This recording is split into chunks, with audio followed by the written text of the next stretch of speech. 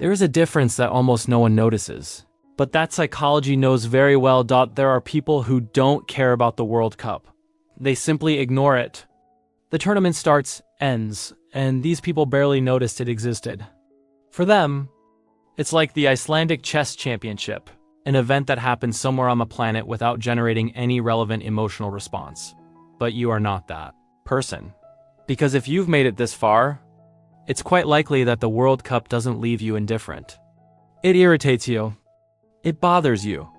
On some level, it provokes a reaction that goes beyond simple disinterest, and this reaction has a name, an origin, and a precise psychological explanation that no one has ever given you. Indifference is the absence of a response. Hatred is an intense response. And intense responses never arise from nothing. Today, we're going to delve into this emotion and understand what it's really saying about you, about your surroundings, and about how the human brain reacts when it feels its freedom is being threatened. Let's start with a straightforward question. Have you ever stopped to think about exactly what irritates you? If you analyze it honestly, you'll realize that the problem is rarely the 22 players on the field. Nobody genuinely hates the physics of a ball being kicked. What triggers the emotional reaction is something completely different. It's the context surrounding the event, not the event itself. Psychology has a very precise concept for this called psychological reactance, described by researcher Jack Brem back in the 1960s. This mechanism works as follows. When a person perceives that their freedom of choice is being threatened or removed, the brain reacts automatically with active resistance. And the more intense the pressure to conform, the more intense the internal resistance. Translating this to your reality during a World Cup, you weren't invited to like it. You were summoned. The workplace put a television in the cafeteria without asking you. The family scheduled lunch around the time of the game without consulting anyone. Social media was taken over by a single topic as if nothing else in the world existed. The entire city stopped as if an order had been issued from above. And it is precisely at this moment that the reactance mechanism is triggered. Your brain is not responding to the football. It is responding to the feeling that someone has removed your possibility of choosing not to participate. Freedom has been taken away without negotiation. And hatred is the way your psyche has found to reaffirm this freedom, internally, even if externally you are forced to live. With the event, now let's talk about something that has probably never been clearly named for you, but that you know intimately from experience. There's a real emotional cost to being the only person in a room who isn't celebrating what everyone around them is celebrating. Social psychology calls this minority conformity pressure, and studies on the subject show that this state is not trivial. It generates a measurable level of stress, isolation, and even a reevaluation of one's own identity. You've been called a party animal, cold, unpatriotic, maybe a soulless person. Without joy, without a sense of community. Someone at work has looked at you with that expression of genuine confusion, as if your lack of enthusiasm for a football tournament were a clinical symptom that needed urgent medical attention. And the worst part of all this isn't even the criticism itself. It's what it does internally. Because when we are repeatedly singled out as the discordant element in the group, the brain begins an automatic process of questioning. Is the problem me? Am I missing something that everyone else sees? Is my reaction disproportionate?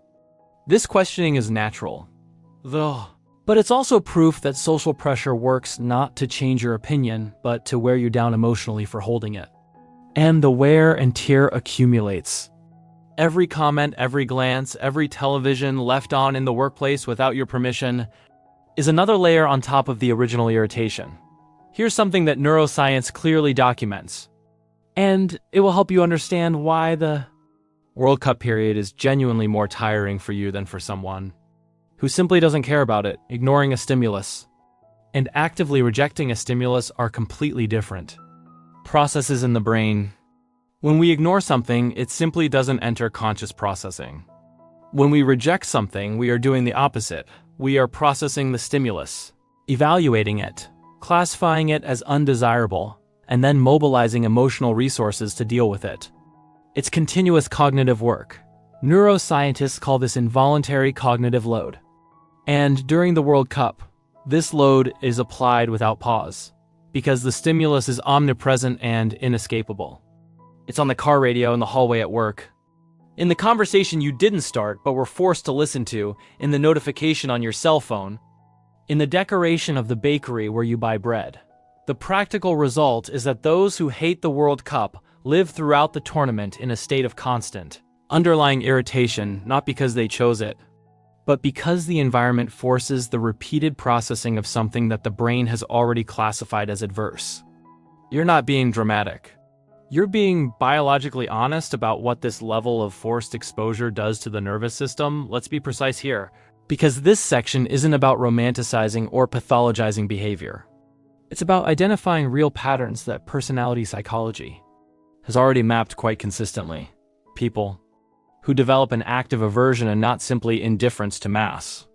Phenomena like the World Cup tend to share some characteristics that are frequently repeated in studies on personality and cognition. The first is a heightened sensitivity to perceived injustice. The brains of these people easily detect asymmetries that most people process without questioning, such as the fact that billions are moved at the event while ordinary workers watch for free as the wealth of others is celebrated. The second is a pronounced aversion to manipulation. Research on the trait called the need for cognition shows that individuals with a greater tendency towards analytical thinking respond with more resistance to systems they perceive as manufactured or artificially constructed to produce emotion. For this profile, the emotional marketing of the World Cup doesn't create enthusiasm, it creates suspicion. The third is a heightened need for autonomy. Not in the sense of arrogance, but in the sense that these people's identity is strongly anchored in their ability to make independent decisions about what occupies their attention and emotional resources. Any event that removes this autonomy without consent is perceived as a real invasion, not as a minor annoyance. None of these characteristics are flaws, but combined, they create a profile that will react with much greater intensity than average when confronted with a phenomenon that is simultaneously imposed, omnipresent, and built upon emotional mechanisms that this profile perceives clearly. This is the most uncomfortable block, and probably the most important. There's a truth about hatred that psychology has known for decades, but that rarely anyone has the honesty to say directly. Actively hating something is a way of being completely trapped by it. Don't think carefully. The fanatic fan thinks about the World Cup. They follow every game, every lineup, every coach's statement. The World Cup occupies a central space in their attention during the tournament. Now think about how you spend your time during the World Cup. You notice every inconvenience caused by the event. You process every imposition of the environment. You mentally collect evidence of everything that is wrong with this dynamic. You comment, you react. You internally process it. What psychology calls negative attention bias does exactly that. It persistently directs focus toward the object. That triggered the emotional reaction, regardless of whether that reaction is positive or negative. The fan and the tournament hater are, in terms of cognitive engagement, consuming comparable amounts of attention on the same event. They are simply focusing on opposite poles. Carl Jung had a very precise formulation for this. He said that what we resist persists, and what persists in resistance begins to define us as much as what we love. This is not an accusation. It's an invitation to observe. What percentage of your mental energy during the World Cup is being consumed by something you claim not to want in your life? We've reached the final point, and it's not about pretending to like something. It's not about silencing your critical perception. It's not about embracing what you reject. And it's absolutely not about convincing yourself that the event is something different from what you believe it to be. It's about a distinction.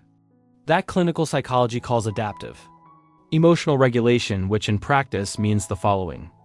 You can have a firm opinion about something without letting that something control your internal state for 30 consecutive days. The difference between a person who processes their aversion and one who feeds on it isn't in the intensity of the criticism. It's where that criticism resides. When aversion is processed, it informs you know what you reject, you know why. And this clarity gives you real autonomy over how you choose to relate to your environment. When aversion becomes continuous fuel, It consumes each new stimulus from the event is a new injection of irritation that you didn't ask for, but that your nervous system is processing anyway. Your critical perception is legitimate. What you see about the commercial, political, and emotional mechanisms surrounding the World Cup has real intellectual backing. But awareness doesn't have to come at the cost of well-being. And that is perhaps the most sophisticated distinction that psychology offers in this context, between the person who knows what is happening and lives peacefully with that knowledge, and the person who knows what is happening and cannot stop paying the emotional price for it with each new game. You don't need to celebrate the circus to get out of it.